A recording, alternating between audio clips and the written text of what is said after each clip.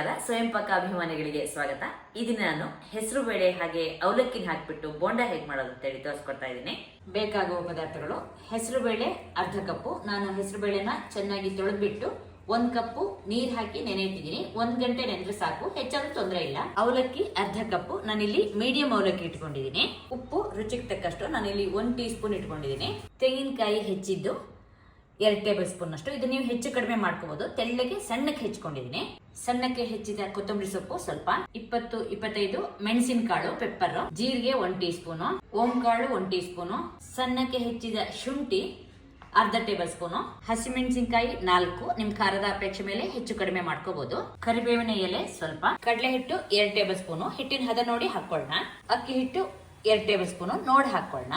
Soda 1 tea spoon ಅಷ್ಟು, ಕರಿಯೋದಕ್ಕೆ ಎಣ್ಣೆ. ಅವಲಕ್ಕಿನ ತೊಳ್ಕೊಳ್ಳೋಣ. ಅವಲಕ್ಕಿ ಚೆನ್ನಾಗಿ ತೊಳೆದು ಅದನ್ನ ನೀರು ತೆಗೆದು ಅದಕ್ಕೆ ಸ್ವಲ್ಪ ನೀರು ಹಾಕೊಳ್ಳೋಣ. 1/4 ಕಪ್ ಅಷ್ಟು ನೀರನ್ನ ನಾನೀಗ ಹಾಕಿದ್ದೀನಿ.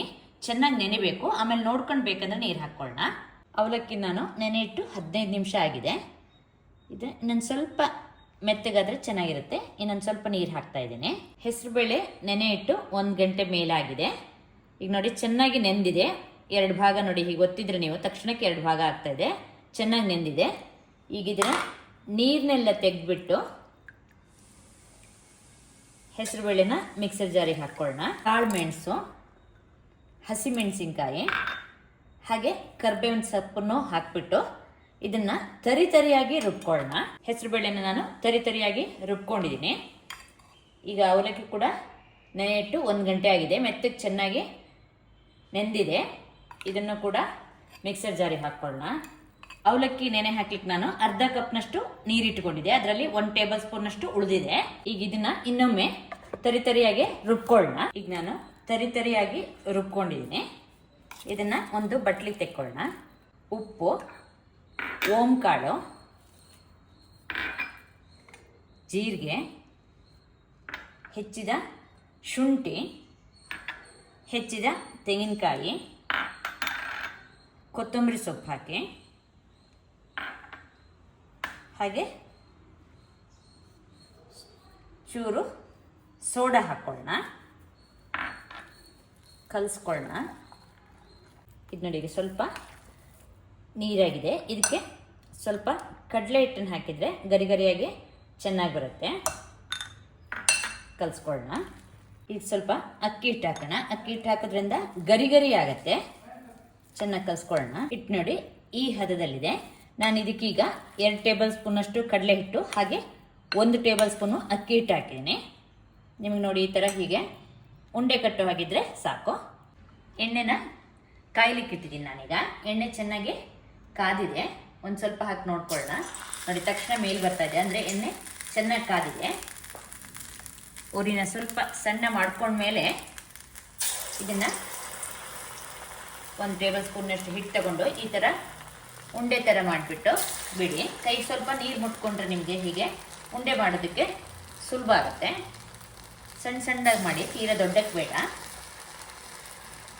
ಎಣ್ಣೆಗೆ ಎಷ್ಟು ಹಿಡಿಸುತ್ತೋ ಅಷ್ಟು ಹಾಕೋಣ.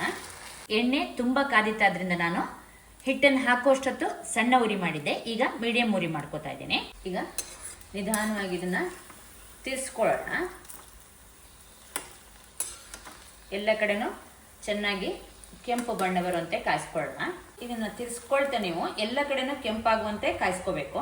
ಈಗ ನೋಡಿದ್ರೆ ಹೊಂಬಣ್ಣಕ್ಕೆ ಚೆನ್ನಾಗಿ ಬಂದಿದೆ.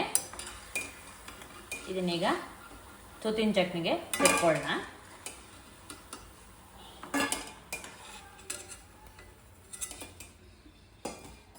ಈ ಕೈಗೆ ಸ್ವಲ್ಪ ನೀರನ್ನು ಮುಟ್ಟಿಸ್ಕೊಂಡು ಮತ್ತೆ ಹಿಟ್ಟನ್ನು ತಗೊಂಡು ಒಂದೊಂದಾಗಿ ಎಣ್ಣೆ ಬಿಡೋಣ.